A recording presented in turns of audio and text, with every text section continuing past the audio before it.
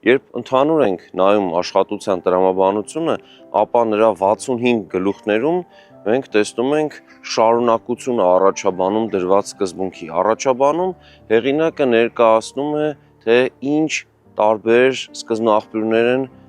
իր աշխատանքի համար հիմք դարձել եւ ովքեր են իրենից առաջ գրել։ Սկսում է բնականաբար Ագաթան Գեղոսից եւ շարունակելով գալիս է մինչեւ իրեն նախորդած հեղինակներ, մասնավորապես իր մեծ ուսուցչին է նշում վանական վարդապետին, որի երկից ինքը օգտվել է եւ ցավոք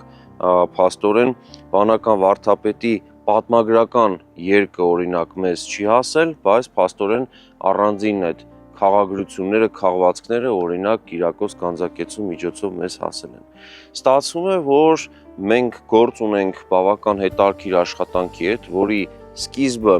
քրիստոնեության պետական կրոն ընդունման ժամանակաշրջանից է գալիս, առաջին հայրապետներն են նշվում առաջին գլխում, եւ այդ տրամաբանությամբ աշխատանքը զարգանում է եւ Կիրակոս Գանձակեցին իհարկե առանձնահատուկ ուշադրությամբ շարադրում է հատկապես Կիլիկյան Հայաստանի օրինակ Լևոն Մեծագործ արքայի ժամանակաշրջանը արդեն 12-րդ դարի վերջ եւ 13-րդ դարի սկիզբ Զաքարյան Հայաստանի մասին ունի բացառիկ տեղեկություններ եւ բնականաբար նրա համար շատ կարեւոր է օրինակ Մխիթար Գոշի մասին շարադրելը, չէ՞ որ նա իր ուսուցիչն էր։ Նախագծի գլխավոր գործընկերն է Converse բանկը, ֆինանսական աշխարհի ձեր հուսալի գործընկերը։